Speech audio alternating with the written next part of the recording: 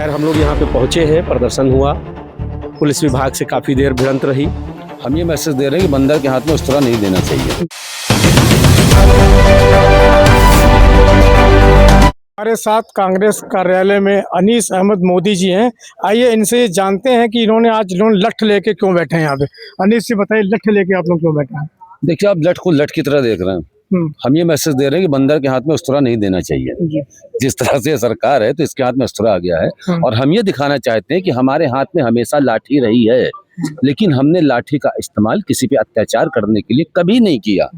हम कायर नहीं हैं, हम कर सकते हैं, लेकिन हमने कभी लाठी नहीं उठाई, क्योंकि हम गांधी विचारधारा, जिस तरह से गांधी के हाथों में जीवन भर लाठी रही, मरते दम तक लाठी रही, लेकिन उन्होंने कभी लाठी का इस्तेमाल नहीं किया किसी पे। हम भी आज वही दिखाना चाहते हैं कि हम गांधी विचारधारा के लोग। सर, ये छात्रों पे दिल्ली में लाठीचार्ज हुआ है, बहुत से छात्रों को इसमें चोट आई है, कुछ तो आईसीयू में भी भर्ती हैं, तो आप इस पे क्या कहना चाहेंगे? वही तो कह रहा हूँ ना, मैंने कहा ना कि बंदर के हाथ में उस तरह नहीं देना चाहिए।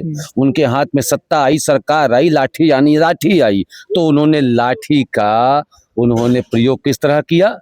किसानों पे किया, मजबूरों पे किया, मजदूरों पे किया और छात्रों पे भी किया, यहाँ तक कि नन्ही नन्ही बच्चियां जो 16 से 18 साल के बीच में, जिन लोगों ने नीट के पेपर। हमारे साथ प्रदेश महामंत्री हैं कांग्रेस कमेटी के। जी अपना परिचय दे दीजिए। जी, मेरा नाम शमसुल हसन उमरा है। मैं माइनॉरिटी उत्तर प्रदेश का जो है महामंत्री हूँ प्रदेश का। और आज यहाँ पे जिस तरह की सूचना जारी हुई कि ये हमारा प्रदेश मुख्यालय है, कांग्रेस का पवित्र मंदिर है, यहाँ पे पता चला कि कुछ भाजपा के लोग आने वाले हैं आक्रमण के रूप में। खैर हम लोग यहाँ पे पहुँचे हैं, प्रदर्शन हुआ, पुलिस विभाग से काफ़ी देर भिड़ंत रही। अभी हमारे माननीय अध्यक्ष श्री अजय राय जी इको गार्डन जी जा चुके हैं। हम लोग यहाँ पे बैठे, अभी कुछ भाजपा के कार्यकर्ता आए थे लेकिन चले गए हैं। कुछ पता नहीं है उनकी मंशा क्या है, क्या चाहते हैं। हम लोगों का सीधा सा एक मानना है कि भाई छात्रों के हित की बात होनी चाहिए। जो छात्र दिल्ली में रोड पर मारे जा रहे हैं, कुचले जा रहे हैं, आपने देखा होगा एक पोस्टर जारी हुआ है जिसमें एक महिला का स्तन खुल गया है, पुलिस ने इस तरह से मारा है। तो ये यकीन मानिए कि ये बहुत शर्म की बात है और हम लोग कल्पना भी नहीं कर सकते कि इस तरह का देश में कभी दृश्य देखने को मिलेगा। और ये बर्बरता मौजूदा सत्ता की है।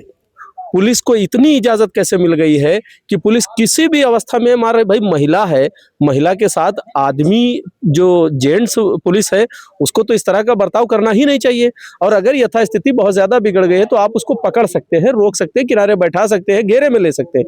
रोड पर पटकने का मतलब है और उसका स्तन खुल जा रहा, कपड़ा खुल जा रहा।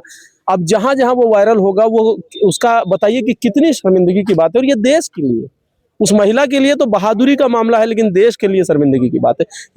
इसी को आंदोलन में तब्दील हम लोगों ने किया कि भाई छात्रों के हित की बात और उनको फैसला होना चाहिए। धर्मेंद्र प्रधान जी को इस्तीफा देना चाहिए। भारतीय जनता पार्टी को इस बात की जिम्मेदारी दिखानी चाहिए कि अगर देश हित में कोई भी गलत करता है तो वो चाहे पार्टी का हो चाहे पार्टी के बाहर का हो, उसको निकाल फेंकेंगे। यही लोकतंत्र की खूबी है और उसकी हत्या, निरंतर लोकतंत्र की हत्या हो रही है। तो इसी के मुद्दे पर हम लोग आज यहाँ एकत्रित हुए हैं। तो ये भाजपा ने जो ऐलान किया था कि आज कांग्रेस पार्टी के कार्यालय का घेराव करेंगे, तो ये आए कि नहीं आए लोग? नहीं, कांग्रेस कार्यालय के प्रांगण तक तो नहीं आ पाए हैं। नहीं, यहाँ से थोड़ा दूरी पर 100 मीटर दूरी पर वो प्रदर्शन कर रहे थे, वो उनका दायित्व है।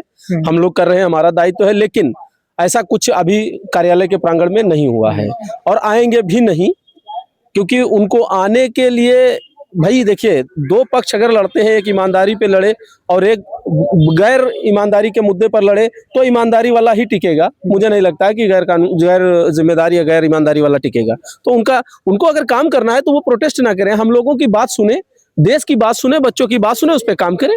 भाई सत्ता में है, वो कर सकते हैं, करें। तो ये थे हमारे साथ कांग्रेस पार्टी के कुछ नेता जन लोग। अब आपको बताते चले कि आज भारतीय जनता पार्टी ने ऐलान किया था कांग्रेस पार्टी का ऑफिस घेरने के लिए, लेकिन उनको कार्यालय से 100 मीटर पहले ही पुलिस ने रोक लिया, जहां पे कि उन्होंने उद्यम किया। छात्रों के अधिकारों से बात होगी। आइए इसी सिलसिले में कांग्रेस के कोषाध्यक्ष जी से बात करते हैं। सर, ये क्या है आपका स्लोगन? आप देखिए कि जिस तरीके से राहुल जी ने कल छात्रों की बात उठाई जी, और इस तरीके से उनको लूलवान किया गया और वो गांधी की शरण में है, यही है कांग्रेस।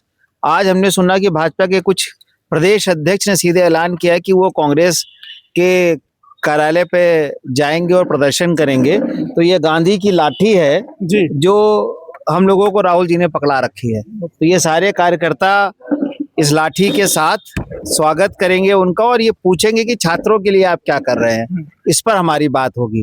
तो बजाय तानाशाह के तरीके से सरकार चलाना, लोकतंत्र तरीके से सरकार चलाना, चाहे मजदूर हो, किसान हो, छात्र हो, उसकी बात सुनना, उसके हिसाब से पॉलिसी बनाना, ये सरकार की प्राथमिकता होना चाहिए, पहला काम होना चाहिए।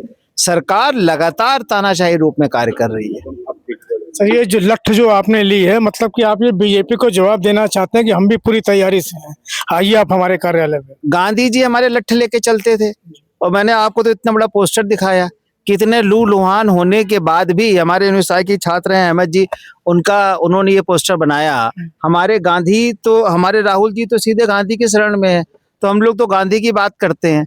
हम जवाब किसको क्या देंगे, हम तो अहिंसा की बात करते हैं। लठ से अगर किसी को सीख सिखाना होगा तो सिखाया जाएगा, गांधी जी के लठ से सीख सिखाई जाएगी। सर, आपको क्या लगता है कि धर्मेंद्र प्रधान जी इसमें इस्तीफा देंगे कि नहीं देंगे? अब धर्मेंद्र प्रधान जी की बात ही नहीं रह गई है। धर्मेंद्र प्रधान जी अपने कमरे की मेज नहीं चेंज कर सकते, तो इस्तीफा देना तो बहुत दूर की बात है। सरकार अमित शाह और नरेंद्र मोदी जी चलाते हैं, क्योंकि नरेंद्र मोदी जी अपनी सरकार के मुखिया हैं, तो अब तो उनको इस्तीफा देना चाहिए और उनको इस बात का जवाब देना चाहिए कि छोटी छोटी बच्चियों पे, छोटे छोटे बच्चों पे जिस तरीके से पुलिस ने लाठीचार्ज किया, वो क्यों किया, और क्या उनकी मांग नाजायज थी? उनको लगता है कि अगर कोई 2 साल 2.5 साल बच्चे तैयारी करते हैं, आपके हमारे किसी भी परिवार के बच्चे हों, घर का खेत गेहूं खलिहान बेचकर शहरों में बैंक से लोन लेकर बच्चे पढ़ाई करते हैं, कोचिंग की महंगी महंगी फीसें देते हैं, उसके बाद 2 साल मेंटली ट्रॉमा में वो एग्जाम की तैयारी करते हैं, एग्जाम देकर आते हैं और मालूम चलता है कि पेपर लीक हो गया। ये हमारी सरकार को इसमें सोचने का विषय नहीं है, हम लाठीचार्ज कराएंगे।